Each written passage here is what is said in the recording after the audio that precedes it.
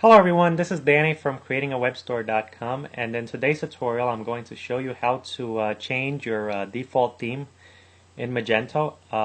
In my case, I have Magento version 1.7.0.2 installed. I actually looked online at a couple of older tutorials about how to install themes in Magento, and noticed that the procedure is pretty much the same on all Magento versions. So even if you do not have this exact version, this video should help you, especially since I've really just started using Magento. But keep in mind that I'm actually a web developer and I've been developing websites for a while, and I've dealt with many different software programs out there, so it's pretty easy to adapt to it. And from what I read online, I thought Magento was going to be so much harder to deal with than those other programs that I've dealt with, when in reality it's actually pretty much the same. So what I'm going to do now is I'm going to show you how to install the theme. There are actually a couple of different ways that you can do this. In this tutorial I'm going to show you how to do this with a free FTP client called FileZilla. Now I was going to show you how to do this by using my web host's cPanel, but instead I figured an FTP client would be more of a universal approach. So if you don't have an FTP client, or even if you have Dreamweaver or whatever, that's fine, you can use that. But if you do not have an FTP client, you can actually go to filezilla-project.org and you can download your version. As you can see, they have Windows, all platforms here. I'm on a Mac, so I downloaded the Mac version.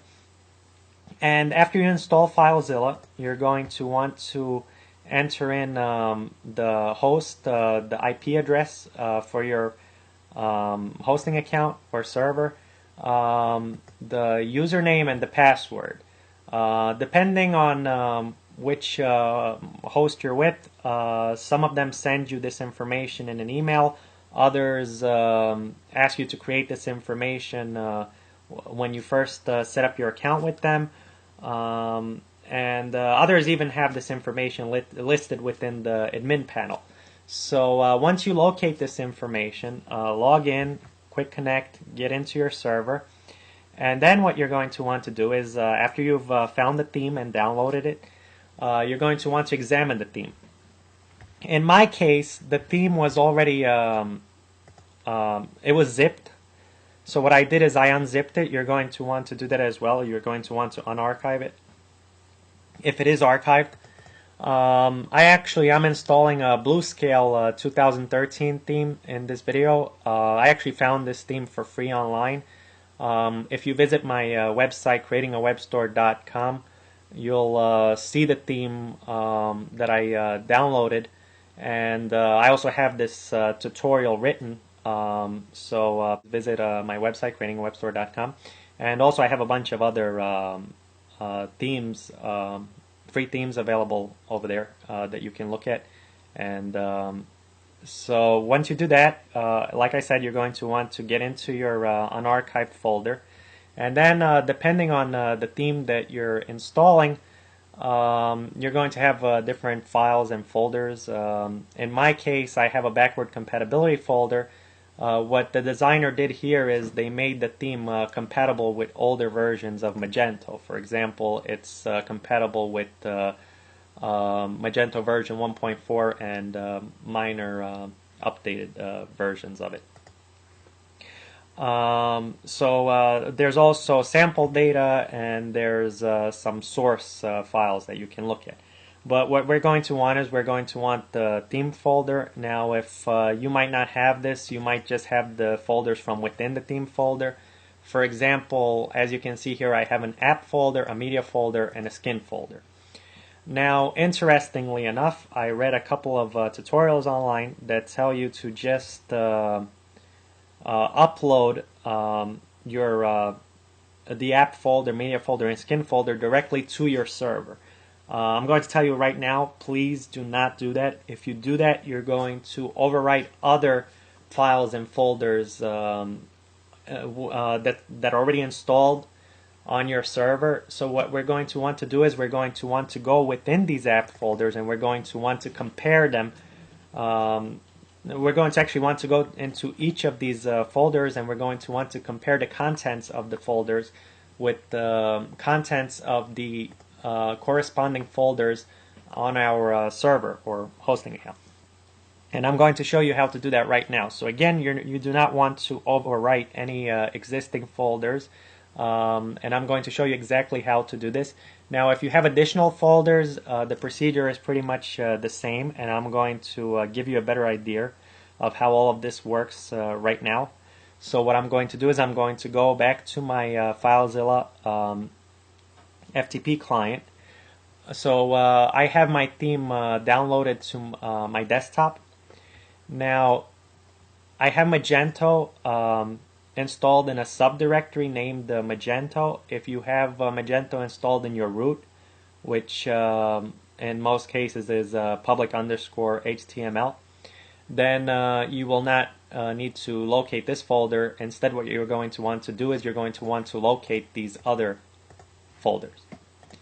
So what I'm going to do is I'm going to go into my Magento folder, because what I did is a little while ago I created a couple of videos for WordPress, and I still have WordPress installed on this hosting account, and basically have Magento installed in a subdirectory, and this is what I'm working with. And as you can see, this is my Magento installation. This should seem familiar to you. And this is the app folder right here. And as you can see on my hosting account, I also have an app folder. And what you're going to want to do is you're going to want to go into that app folder on the hosting account.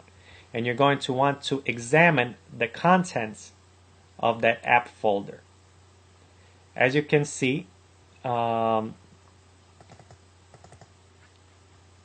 in here, I have a code, design, etc. and locale folder. What I'm going to do is I'm going to go into my code, because right here, let me pull this up because it's easier to see. In the app, I have a code, design, and etc. folder, right?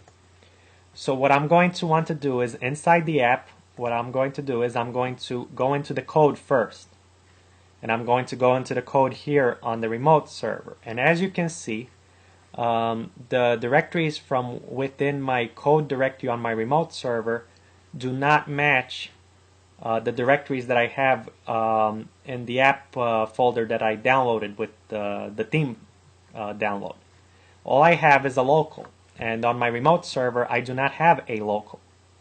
So what I'm going to do is I'm going to upload this local folder to my code folder on my remote server. Now, if you have a local folder, what you can do is you can actually go inside the downloaded local folder, and you can examine the files and folders from within it, and then upload each of those folders and files individually. Now, if your local folder has other files with the same name, you're likely going to want to overwrite them, because those will be files from your theme. So what I'm going to do here is inside this code, I'm going to highlight the code directory, and here on the local, I'm going to right click and I'm going to left click on upload.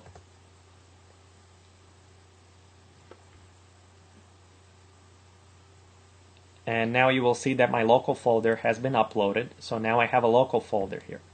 Now next what we're going to do is we're going to want to go into the design folder. And now we're going to want to go into the design folder here. And as you can see in the design folder here, we have an admin, front end, and install. Here I only have a front end, which means that if I upload this front end, I'm going to overwrite the front end folder on my remote server. So I'm not going to do that. Instead, what I'm going to do is I'm going to go in my downloaded front end folder, and I'm going to click on that, and you will see a default. Now we're going to check the remote server to see what's inside the front end folder on the remote server. And once we go in there, we see another default, which means, again, we do not want to upload the default to the front end, because if we do that, we're actually going to overwrite the existing default folder. So what I'm going to do is I'm going to click again on the remote server. I'm going to click again on default. And now we see other themes in here. See? And now finally in our on our local computer, you will notice that we have a BlueScale folder. In your case, it will be the name of your theme. And on the remote server, we do not have a BlueScale folder, which basically means that this folder contains our theme. So what we're going to do is we're going to highlight the default again, and we're going to right-click on this BlueScale, and we're going to left-click on Upload.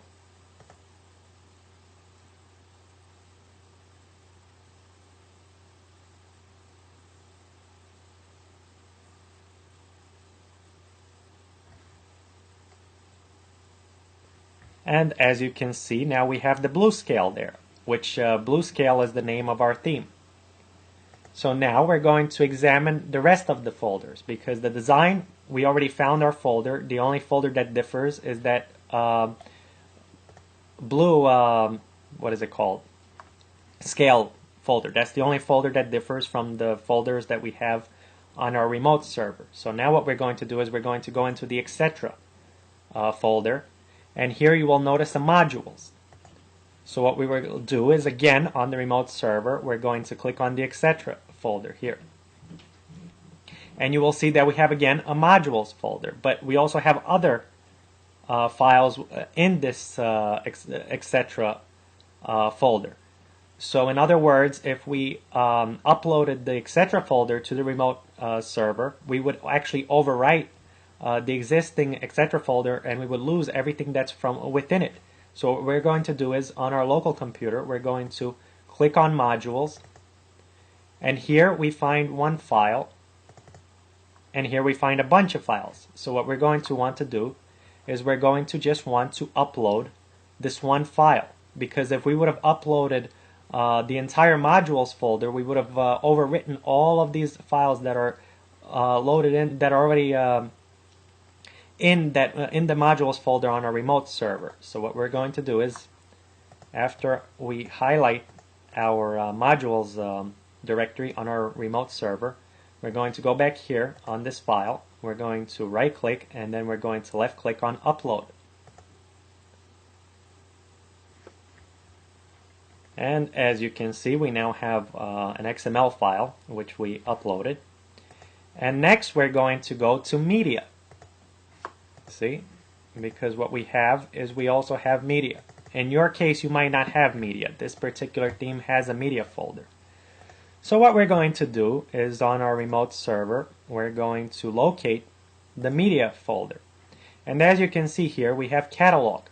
So what we're going to do is, since in our media folder on our local computer we have the folder template, what we're going to do is we're only going to upload this template folder to our media directory. So we highlight this media directory, and we right click on the template directory, and we left click on Upload. And now, as you can see, we have uploaded our template directory. It's actually finishing up right now. And once it finishes, we can move on to the next step, which is the skin folder here. So our skin is right here on our local computer, and as you can see, our skin folder contains a folder by the name of front end. And on our remote server, we have a skin folder, and again here we have front end. Again, if we would have uploaded the entire skin folder to the remote server, we would have lost all these other folders, admin and install. So what we're going to do is, on our local computer, we're going to examine the front end folder, and we're going to examine the front end folder on the remote server.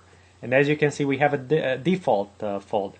So again, these match. So what we're going to do is, on the remote server, we're going to click on the default, and here we have other folders, and on our local computer we're going to go into the default, and we have a BlueScale. As you can see, BlueScale is again the name of our theme.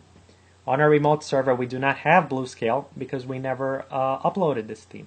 So what we're going to do is we're going to make sure that we highlight the folder default, and we're going to click on the BlueScale here. In your case, it will be the name of your theme.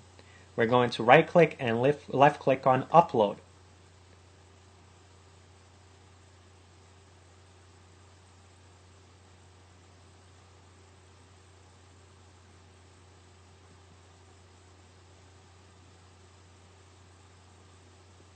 So now once this finishes uploading, it has finished. We are now ready to make changes in our admin panel, because we have just installed all of our files and folders.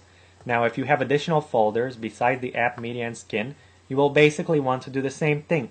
Just compare the contents of your folders on your local computer with the contents of your folders, of the corresponding folders on your remote server or web hosting account. So now what we're going to do is we're going to go into our Magento admin panel. As you can see, I'm already logged in. And there are actually a couple of different ways that we can do this. We can change the theme on a page by page basis, or we can change the theme globally. In other words, when we change the theme, it will affect our entire store. Our entire store will be changed. So I'm going to show you now how we can do this on a page by page basis, and then I'm going to show you how to update your entire store's theme. As you can see, I still have the default Magento theme installed. So what I'm going to do is to change this information on a page by page basis, I'm going to go to CMS and I'm going to click on the pages link right here. Now what I'm going to do is, as you can see, this is my home page page right here. So I'm going to click on this, and then you see where it says design. I click on design, and on the bottom here I can choose a custom theme, and this is the theme that we just installed, the blue scale. You see how it's in the default. Magento basically pulls this information from that default folder, and as you can see, these are a bunch of other themes that you have installed on in your Magento powered store. So what I'm going to do is I'm going to click on this blue scale, since this is that new theme that I just installed, uploaded, and I'm going to click on Save Page. And now when I refresh my home page, you will see that I have the new theme installed. Simple as that. So if you want to do things on a page by page basis, you basically just look at all these other pages and you follow the same steps. You just click on them, click on design, and then go down to where it says custom theme, and you choose that new theme that you just uploaded. Now if you want to make changes to your entire store, what I'm going to do is I'm going to go back and change the home page back.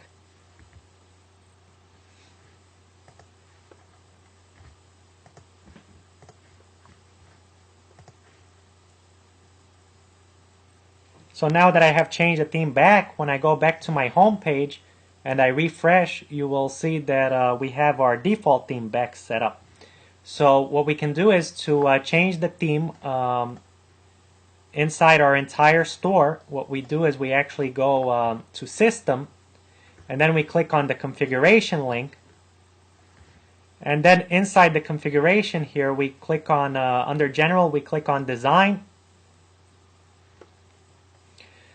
And then where it says default right here, what we're going to do is we're going to type in the name of our theme, which in my case it's that blue scale again.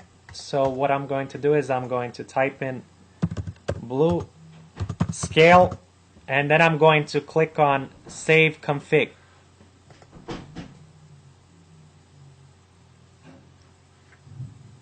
And now when we refresh, we will have the blue scale theme installed throughout our entire store. Now keep in mind that some themes get a little fancy, and they will have you update other parts of your site. For example, your columns, and for example, this particular theme, this blue scale theme, has a readme text file here, And what it says is it tells me to go to this website for an installation guide, and that website's installation guide basically tells you how to make other adjustments to your store so that it's 100% compatible with the theme.